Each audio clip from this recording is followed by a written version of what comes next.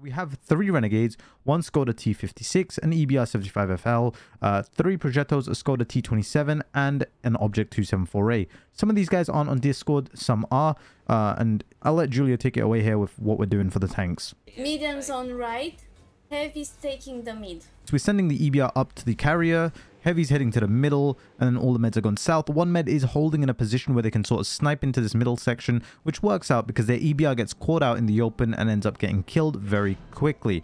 Now we notice one Progetto is going towards the mid-north section, so one of our Renegades is already splitting off to go that direction. The rest of the Progettos are holding to the middle, but here you can see them slowly start to creep towards mid-north, suggesting they're going to try and overpush that section soon or try to peek for damage, and that's exactly what they do.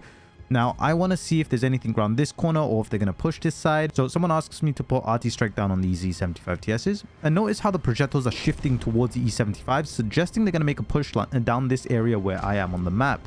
Now, this strike instantly causes both these Progettos to handbrake turn around, suggesting they've decided to give up on that idea. I was assuming they'd push the low side here where I am with their Progettos and then push over the top of the E75s. So I asked our mediums to hold position so that if they push, they're ready to shoot. We see the Progettos shift back to mid-north, suggesting they're going to overpush on the one sole Renegade towards the north now that the EBR is dead, and then from there they'll try to make their way towards our base or peek the middle to kill the Renegades. That way all the mediums in the south are out of play for the most part, and that's exactly what we see them do here. They overpeak on this Renegade who makes the mistake of peeking and getting shot by the ISU 152K and ends up getting killed.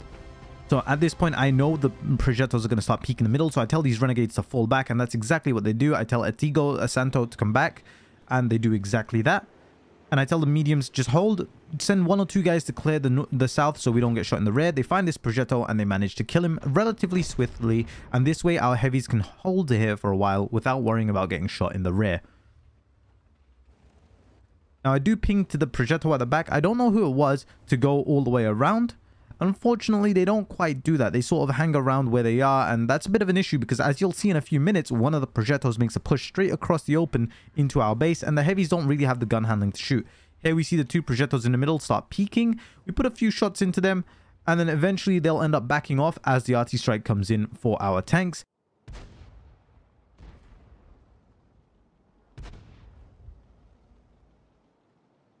Once again, I ping to the Progetto in the south to move across so he can shoot the Progettos from the side and force them back so our heavies can play the middle. Right now, the Progettos are keeping our heavies forced back, allowing their heavies to play the middle for free, and also meaning that our heavies possibly get shot in the rear by the ISU or the KPZ if they've relocated. Here goes that Progetto making a push across towards our base. 2 heavies miss. Sorry, 1 heavy miss. I miss my shell here as well. Another heavy does connect though, but now this Progetto gets here for 1000 HP, and now we have to back up further, otherwise we risk getting punished by him. This is a huge issue, and we needed to prevent this from happening a lot earlier. As you can see, Atigo gets killed by the KPZ, so at this point we tell the Skoda to just keep pushing, find that KPZ and kill him because he cannot be allowed to live there because it's such an issue. Now this Progetto is taking a position in our base, and this is terrible for us because it doesn't allow us to move at all. Our heavies are pinned here. Now these Progettos start peeking, and we need to get rid of these guys if we want to be able to claw back a victory from this game. We're only 17 HP down, but we're also 1 tank down, and that's a bit of an issue. We're down 2 heavies, they're down 1 medium. There is a significant difference in firepower there. So now you see that I've given up on this one Progetto in the south. I've asked the entire medium force, aside from 1 guy, to come back and just hard push these Progettos, kill the guy in our base, then push across the middle, kill the 2 Progettos in the middle, and then our heavies can safely peek on the E75 while you do that. Here this Progetto peeks. I'm positively sure he will re-peek again, so I pre-aim for this shot, and any second now he will drive out and eat a 500 damage shell into the front of his tank, I believe. The KPZ does kill our Skoda because the Skoda decides to overpeak and get shot by the ISU. We now know the ISU somewhere towards the middle behind the E75s or slightly towards the southern section of the map within their base. So this way we know that our Progettos are safe to push straight across. Here comes that Progetto. Give him a solid shot for 445. He's down to 572 now. We're going to go for the reload on our clip now because we know he's not going to peek after that again. As you can see, our Progettos are slowly starting to creep their way across. Realistically, they could have just cut across here. The E75s aren't going to have the view range to spot them, and it would be relatively safe to keep going. They do hesitate for quite a while though as they're moving across here, and that's going to prove to be a bit of an issue for us because it just means our heavies get a bit angsty. The renegade gets another shot in, and now the KPZ is shooting us in the rear, so we need that one last progetto staying in the south to go find that KPZ for us right now.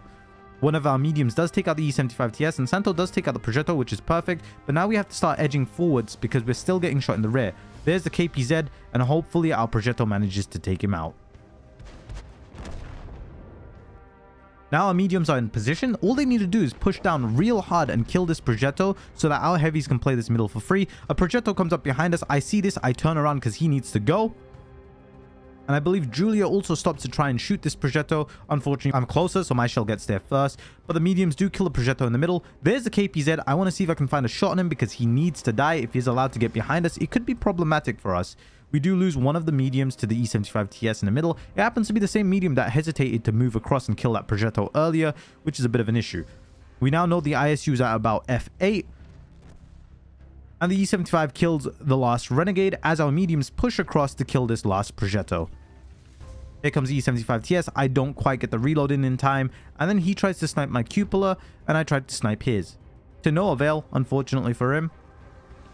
I'm just being careful here not to get shot by the KPZ. The longer I stay alive here, the longer the E75TS and the ISU have to deal with me first, allowing my mediums to deal with the progetto there, and now they can safely take out this E75TS since it's now going to be on reload in a few seconds after this next shell.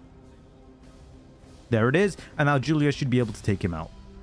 But unfortunately, slightly too late, the KPZ does manage to take me out. We know where the ISU 152K is now. He is at F8 sort of area. We know the KPZ's pushing across. Now the KPZ's quicker. Chasing the KPZ down is a better idea here. Chasing the ISU would mean the KPZ can farm for free from behind. Taking the KPZ down first means the ISU is now without support and is too slow to come into a position to support the KPZ, who happens to be stuck in our base right now. And as he tries to make us leave, Iulia is going to hit him with a solid shot any second now. 2, 1, 0. There's the second shell, and down goes the KPZ. Now all that's left is an ISU 152K, but we're down 1000 HP. This guy's full health, has a huge gun, but a huge reload as well, and both our mediums are one-shots. In fact, the ISU could ram kill both of them for all we know. Now here we see Iulia making her way across towards this sort of section where we are. All our heavies are now dead, of course, and now comes the ISU 152K around the corner. Iulia puts one shot in, and then ends up missing the second shell as the tank flips upwards as it goes over the dip, and then rushes the final shell. The ISU-152 panics and shoots a HE shell into the floor. At this point, it's go, go, go. Push. He's reloading. Don't let him reload.